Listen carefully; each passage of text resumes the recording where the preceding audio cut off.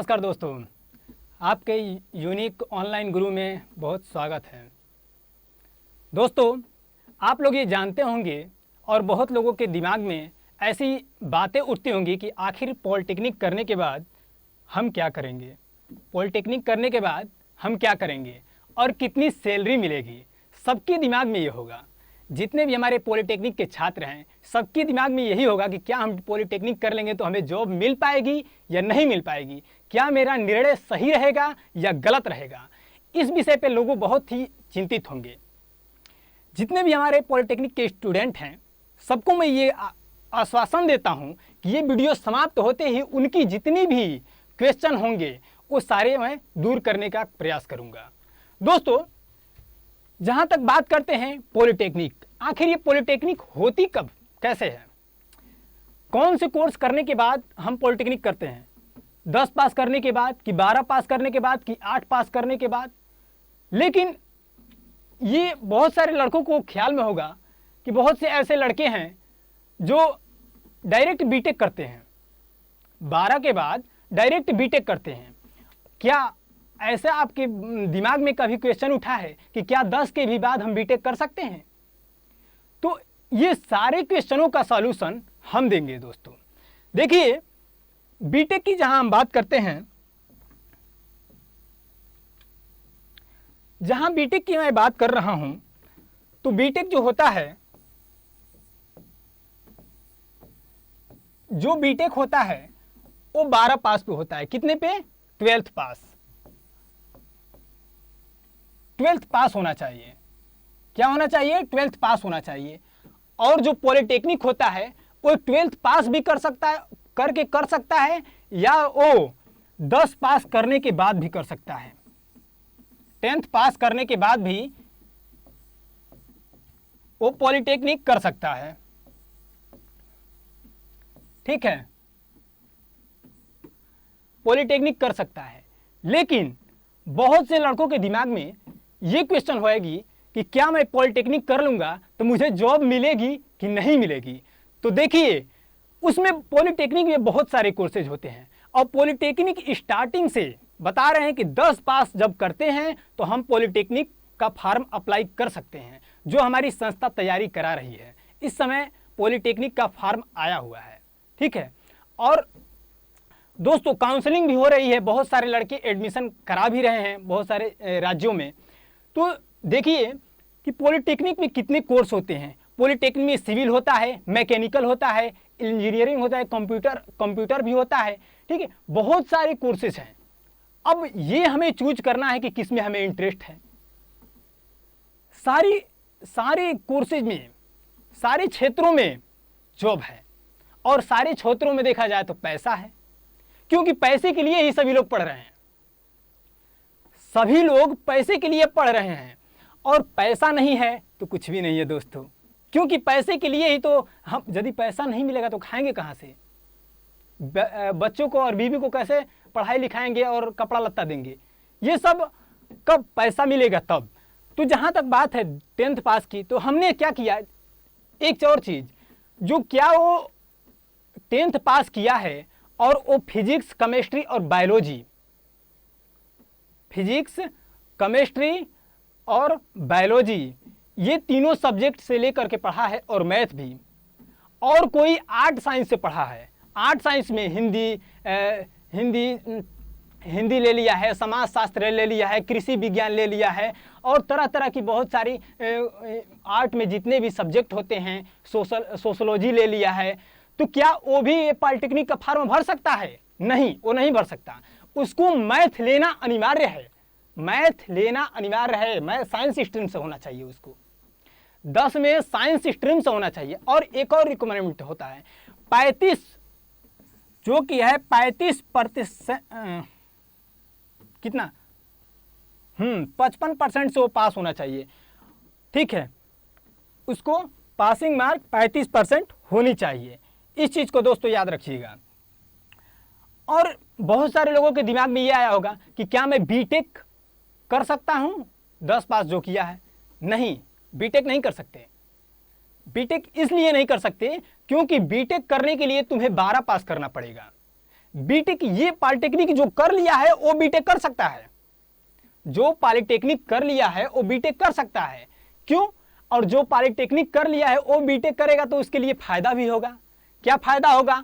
वो इसलिए होगा कि जो बीटेक होता है वो 4 साल का कोर्स होता है और जो हमारा पॉलिटेक्निक होता है 3 साल का कोर्स होता है। और जो 10 पास करने के बाद जो पॉलिटेक्निक करता है तो 3 साल तो पॉलिटेक्निक में गवा दिया, अब फिर 4 साल उधर गवाएगा तो 7 साल गवा देगा, 7 साल एजुकेशन में ही उसका चला जाएगा। तो देखिए 7 साल नहीं वो 6 साल जाएगा। जो पॉलिटेक्निक किया है 10 पास करने के बाद जो पॉलिटेक्निक किया है वो बीटेक करना चाहता है तो उसको 6 साल में ही वो कंप्लीट पॉलिटेक्निक और बीटेक दोनों कर सकता है। और जो पॉलिटेक्निक किया रहेगा और जो बीटेक करेगा उसके लिए भी फायदा है। ये फायदा है क्योंकि जो कोर्सेज वो बीटेक में लिया रहेगा और जो सब्जेक्ट उसे पढ़ाया जाएगा वही सब्जेक्ट उसको हूबहू मिलेंगे बीटेक में। क्या मिलेंगे? बीटेक में मिलेंगे। और जो बीटेक जो होता है वो क्या करता है? प्रैक्टिकल पे आधारित है, प्रैक्टिकल उसमें ज्यादा कराया जाता है। ठीक है, प्रैक्टिकल करके हम लोग देखते हैं बीटेक में। और जो पॉलिटेक्निक है, पॉलिटेक्निक थ्योरेटिकल है क्योंकि उसमें सोचना पड़ता है हमें कि क्या ये वास्तव में ऐसा होता है कि नहीं होता है। जिस तरीके से यदि कोई लड़का 12 पास किया है, अब उसके दिमाग में बात उठ रही होगी कि क्या मैं पॉलिटेक्निक करूं कि बीटेक करूं, तो वो दोनों कर सकता है। पॉलिटेक्निक डिप्लोमा कोर्स है और बीटेक जो है वो ग्रेजुएशन की डिग्री देती है। बीटेक जो है वो ग्रेजुएशन की डिग्री देती है और पॉलिटेक्निक जो है वो सिर्फ डिप्लोमा है। तो जो 12 पास किया है और वो बीटेक करना चाहता है तो उसके लिए 4 वर्ष के लिए होगा बीटेक। कितने वर्षों के लिए होगा? 4 वर्षों के लिए हो। ठीक है। और उसका मैकेनिकल यदि कोई इंजीनियरिंग लिया है तो उसके लिए बहुत बहुत आज के युग में यदि देखा जाए तो बहुत बड़ा स्कोप है मैकेनिकल वालों के लिए। क्यों? क्योंकि नई नई तकनीकी बढ़ रही है, नई नई मोटरसाइकिल बन रही हैं, तरह तरह की बहुत सारी। और देखिए सिविल वालों का स्कोप है क्योंकि बड़े बड़े बिल्डिंग बनाना होता है। बिल्डिंग बनाने के लिए क्या करना पड़ता है? बिल्डिंग बनाना पड़ता है। जो कंस्ट्रक्शन का काम होता है वहां पे उनको जॉब मिल सकती है और वो अपना खुद बिजनेस कर सकते हैं, वो खुद कंस्ट्रक्शन का काम भी कर सकते हैं। ठेकेदारी का काम, ठेठ में समझिए तो ठेकेदारी का काम भी कर सकते हैं क्योंकि उन्हें लाइसेंस मिल जाएगा। जब डिप्लोमा जो कर लेंगे, जो पॉलिटेक्निक कर लेंगे सिविल से, वो ठेकेदारी भी ले सकते हैं, उनको सर्टिफिकेट भी मिल जाएगी। और वो ठेकेदारी करके आप लोग जानते ही होंगे कि ठेकेदारी में कितनी पैसा कमाई है, कितनी तरह तरह की ठेकेदार सरकारी द्वारा योजनाएं आती हैं और उसमें कितना घपाला करते हैं नेता और ठेकेदार मिलके। तो उसी तरीके से आप सिविल में बहुत सारी पैसा कमा सकते हैं। फिर मैकेनिकल की बात करें तो मैकेनिकल के में भी आप कमा सकते हैं। कंप्यूटर इंजीनियरिंग की बात करें तो कंप्यूटर इंजीनियरिंग में भी आप बहुत सारी पैसा कमा सकते हैं क्योंकि कंप्यूटर का पूरी दुनिया कंप्यूटर पे ही डिपेंड है। ये जो हमारा मोबाइल है यदि देखा जाए तो मोबाइल भी क्या है? एक कंप्यूटर ही है। ये मोबाइल जो है, मोबाइल भी क्या है? कंप्यूटर ही है। सब कुछ पूरी ये दुनिया देखी जाए तो वो कंप्यूटर पे ही डिपेंड है। तो मैं ये कहूंगा आपको कि पहले कंप्यूटर कोर्स आप लोग, बेसिक कंप्यूटर कोर्स का तो नॉलेज आप लोगों को होना चाहिए क्योंकि कंप्यूटर के क्षेत्र में इतना विख्यात हो गया है कि जिसको कंप्यूटर का नॉलेज है वो सिविल इंजीनियरिंग में इतना अच्छा पैसा कमा सकता है, वो मैकेनिकल इंजीनियरिंग में इतना अच्छा पैसा कमा सकता है कि आप सोच भी नहीं सकते। देखिए ये जो दिख रहे हैं ये कंप्यूटरिंग इंजीनियरिंग किए हैं, ठीक है, और दिखा रहे हैं आप लोगों को। ये देखिए ये क्या कर रहे हैं? ये जो मैकेनिकल ये इंजीनियर है ये, और इन्होंने क्या किया है? कंप्यूटर, ये क्या लगा है इसमें? कंप्यूटर का ही तो कमाल है। ये जो इसमें देख रहे हैं ये कंप्यूटर का ही तो कमाल है। टेक्नोलॉजी, नई नई टेक्नोलॉजी, तरह तरह की टेक्नोलॉजी यहां से क्या आवेशें गुजर रही हैं वो देख रहे हैं दूरबीन लगा करके। तो ये सब पूरा कंप्यूटर पे ही डिपेंड है यही देखा जाए तो इसलिए अब ये देखिए यहाँ पर काम चल रहा है, हमारे पास कंप्यूटर का नॉलेज है तो हम अपने घर पे यहाँ पे ठेकेदार लगे हुए हैं, ये सब वर्कर लगे हुए हैं यहाँ पर, और ये छड़ बिल्डर्स यहाँ पे लगे हुए हैं, काम करा रहे हैं। हम घर से ही मैप बना करके कंप्यूटर द्वारा उसके जीमेल पे भेज देंगे तो वो क्या होगा हमारा? हम घर बैठे बैठे पैसा कमा सकते हैं। कंप्यूटर का इतना बड़ा स्कोप है। और देखिए और चीज़ हम दिखा रहे हैं, यहाँ पर देखिए, यहाँ पर भी मैकेनिक ये इलेक्ट्रीशियन वाले हैं, इलेक्ट्रीशियन वाले अपना इलेक्ट्रिकल जो भी कर रहे हैं, वायर वायर अपना ट्रेनिंग कर रहे हैं। तो इस तरीके से हर क्षेत्र में देखा जाए तो आपको पैसा है, बस पैसे कमाने वालों की कमी है कि किस तरीके से वो पैसा कमा रहा है। जितना आप मेहनत करेंगे, जितना आप मेहनत करेंगे उतना आपको पैसा मिलेगा, क्योंकि प्राइवेट में और सरकारी में यही फायदा है कि सरकारी में क्या होता है कि एक पैसा लिमिट होता है, लेकिन प्राइवेट में कोई लिमिट नहीं होती है। गवर्नमेंट में आप 40,000 रुपये कमाते हैं, गवर्नमेंट में आप 40,000 रुपये कमाएंगे, 40,000 रुपये, लेकिन वही आप प्राइवेट में यदि कमाते हैं 40,000 रुपये, तो 40,000 रुपये नहीं, आपका वो 40,000 नहीं, 2 लाख 3 लाख 4 लाख रुपए भी कमा सकते हैं। लेकिन इसमें 40,000 रुपये जब आपका पेमेंट है तो हर महीने बांध दिया गया है हर साल कि आपका 1,000 रुपये बढ़ेगा तो 1,000 रुपये बढ़ेगा, TSE वो सब काट उठ कर, ठीक है। लेकिन आपको प्राइवेट में करोड़ों रुपए कमा सकते हैं बैठे बैठे, क्योंकि आप टैक्स देंगे। लेकिन गवर्नमेंट में आप प्रतिबद्ध हैं, लेकिन प्राइवेट में आप प्रतिबद्ध नहीं हैं। आप करोड़ों लाखों रुपए कमाइए, अरे बड़े बड़े बिल्डर्स हो जाइए, अंबानी बन जाइए, ठीक है, टाटा बिरला बन जाइए। और एक चीज पॉलिटेक्निक वालों के लिए एक और फायदा है, कंपनियां आती हैं जब लास्ट ईयर में आप लोग रहेंगे, फर्स्ट सेकेंड और थर्ड ईयर में आप जाएंगे, तो उस समय क्या होता है कि जो भी टाटा है, बिरला है, महिंद्रा है और ये जो बहुत सारी बहुत सारी कंपनियां हैं जो देखा जाए तो, ठीक है। तो ये सब कंपनियां आती हैं, आकर के काउंसलिंग अपना क्या करती हैं, टेस्ट लेती हैं, आपका इंटरव्यू लेंगी और इंटरव्यू लेकर के आप लोगों को क्या करेंगी, अपने जॉब के लिए ऑफर देंगी, पैकेज मिलता है। वो पैकेज कितना का होता है, करोड़ों रुपए का भी पैकेज मिल सकता है यदि आपके पास काबिलियत है तो, समझ गए। तो इसलिए मैं कह रहा हूं कि दोस्तों आप लोग इतना पढ़िए कि करोड़ों रुपए का पैकेज आप ही को मिलना चाहिए, ठीक है। और ये देख रहे हैं, ये इंजीनियर हैं, क्या हैं, सिविल इंजीनियर हैं। मैप से इन्होंने क्या किया, बड़े बड़े बिल्डिंग को बना दिया है, बड़े बड़े बिल्डिंग को बना दिया है।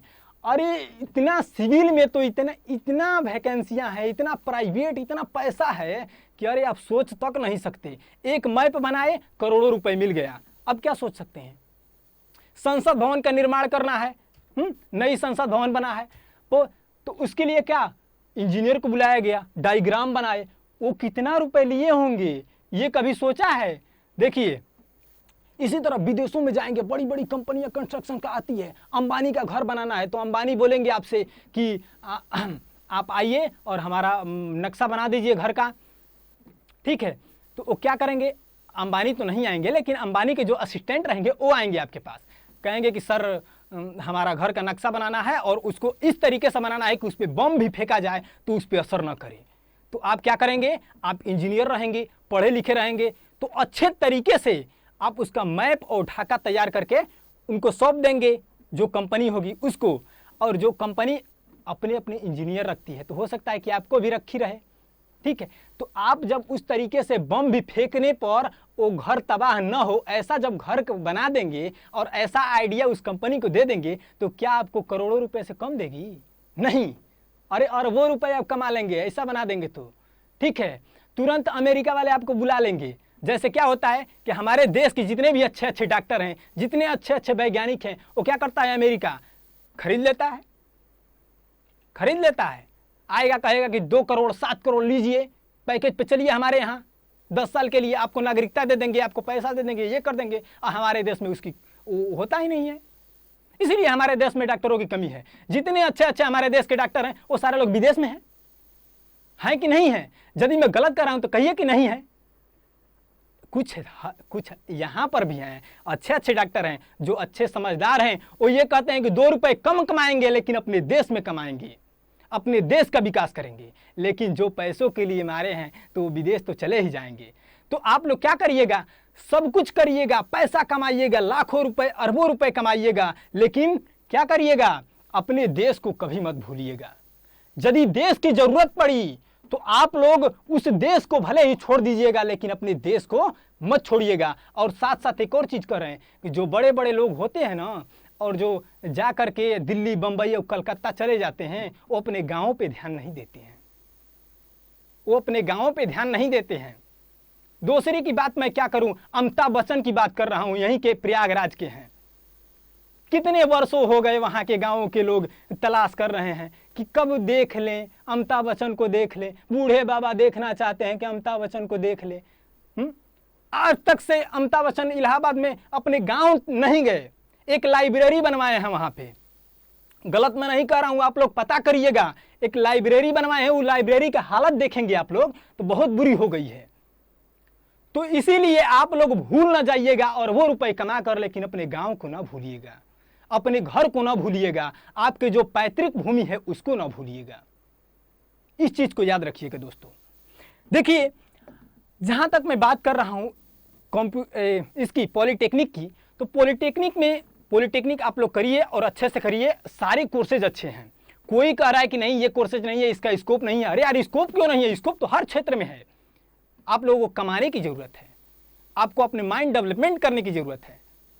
और पॉलिटेक्निक और बीटेक करने वाले छात्रों को मैं ये बताना चाहता हूं कि पॉलिटेक्निक जो होता है वो 10 पास और 12 पास करने के बाद भी कर सकते हैं या कभी भी कर सकते हैं, लेकिन 10 पास होना अनिवार्य होता है, ठीक है। लेकिन जो 12 पास करने के बाद यदि बीटेक कर रहा है, बीटेक पॉलिटेक्निक कर रहा है, 12 पास करने के बाद, ध्यान से सुनिएगा, 12 पास करने के बाद जो पॉलिटेक्निक कर रहा है उसके लिए जो साल निर्धारित होती है वो 2 साल के लिए होता है। ऐसे तो जो 10 पास करता है उसके लिए 3 साल का होता है, लेकिन जो 12 पास करके पॉलिटेक्निक करता है उसके लिए 2 साल के लिए होता है, ठीक है। इस बात को याद रखिएगा। तो आपका 1 साल का बचत हो गया। और यदि बीटेक करेगा तो 12 पास वाला यदि बीटेक करेगा तो 4 साल के लिए होगा, और यदि 10 पास किया है और वो पॉलिटेक्निक कर रहा है तो उसको 3 साल देना पड़ेगा। कितने साल देना पड़ेगा? 3 साल देना पड़ेगा।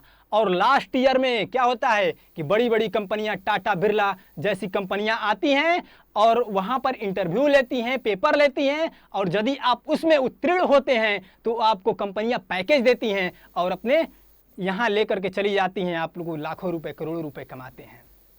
तो इस तरीके से आप लोग पॉलिटेक्निक के क्षेत्र में जाइए और अच्छे अच्छे बहुत सारे पैसे कमाइए। ठीक है दोस्तों, नमस्कार, धन्यवाद। ऐसे ही वीडियो इंटरेस्टेड लेकर आते रहेंगे। तब तक के लिए धन्यवाद।